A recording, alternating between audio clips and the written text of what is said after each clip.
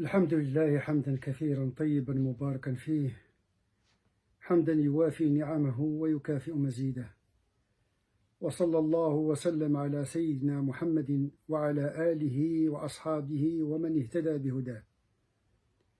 Nous avons abordé la dernière fois le jeûne en tant que pratique qui s'inscrit dans une démarche initiatique. Pour parler un langage soufi, le maître spirituel considère que toutes les pratiques, notamment cultuelles, s'inscrivent dans un programme qui vise à créer une proximité spirituelle entre le croyant et Dieu, Allah subhanahu wa ta'ala.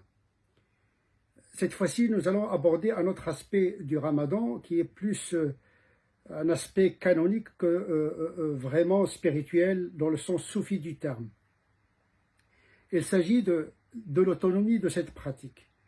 Je voudrais tout d'abord souligner que les pratiques en islam, et tout particulièrement les pratiques cultuelles qui sont une fois pour toutes fixées par les textes, sont indépendantes les unes par rapport aux autres, sauf exception soulignée par les textes eux-mêmes, comme la prière n'est considérée comme valide qu'en état d'ablution, c'est-à-dire que l'ablution est une condition sine qua non pour la validité de la prière.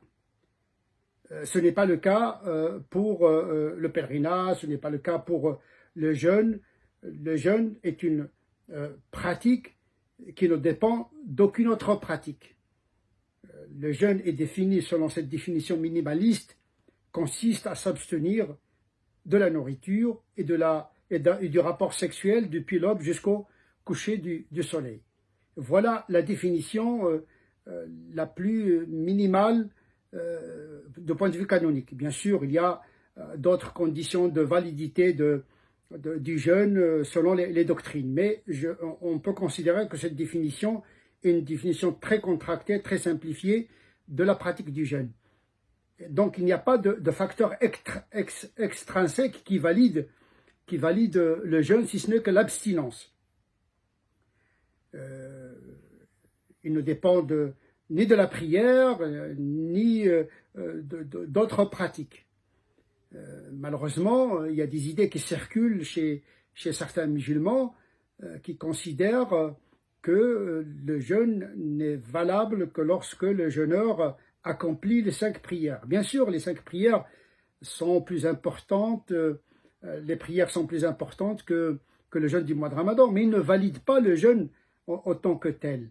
Bien sûr, le jeûne du mois de Ramadan est un mois propice à pratiquer davantage, notamment les 5 prières. Mais en aucune manière, la prière ne valide le jeûne. Pire encore, il y a des gens qui considèrent que le jeûne n'est acceptable que lorsqu'il est accompli avec les 5 prières. C'est un jugement très grave, c'est une erreur, c'est plus qu'une erreur, c'est une faute. D'abord, aucun savant de l'islam, notamment les canonistes, les fuqaha, ne parle de l'acceptation d'une pratique. C'est Dieu qui accepte ou pas les pratiques. Les canonistes parlent de la validité. On juge la forme, mais pas la question de l'acceptation d'une pratique, parce que ça revient à Dieu lui-même d'accepter ou pas. Il se peut qu'une pratique soit imparfaite et acceptée par Dieu. Il se peut qu'une pratique, à nos yeux, parfaite, mais qui n'est pas acceptée par Dieu, tellement il y a des facteurs intérieurs spirituels qui déterminent l'acceptation ou pas d'une pratique par Dieu. Donc on ne juge pas fondamentalement l'acceptation d'une pratique. Cependant, celui qui jeûne et qui ne fait pas ces 5 prières doit faire l'effort de commencer à avoir une certaine régularité dans la pratique des 5 prières, parce que c'est l'occasion jamais. C'est un mois spirituellement favorable à beaucoup de pratiques, les pratiques obligatoires comme les 5 prières, surrogatoires, nawafil, salat tarawih, qui est une prière surrogatoire, le dhikr, la lecture du Coran. Donc le mois de Ramadan, c'est un mois censé être chargé de spiritualité et de pratiques parallèles spirituelles. mais ces pratiques ne valident pas ou n'invalident pas s'il manque le jeûne du mois de Ramadan. En tout cas, le musulman, il doit pratiquer ce qu'il peut. Et ce qu'il peut, il doit le pratiquer. C'est l'effort qui compte. Et donc le jeûne doit être fait de manière autonome, mais c'est un mois qui est fait justement pour alléger le musulman des tentations, parce qu'il est dans un moment d'abstinence favorable à ces pratiques-là.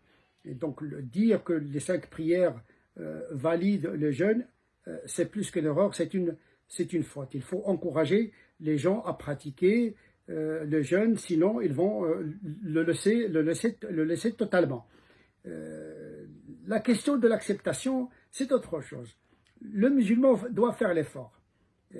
Toute pratique, y compris la pratique du jeûne, raison de plus, doit être accompagnée par 2 sentiments essentiels.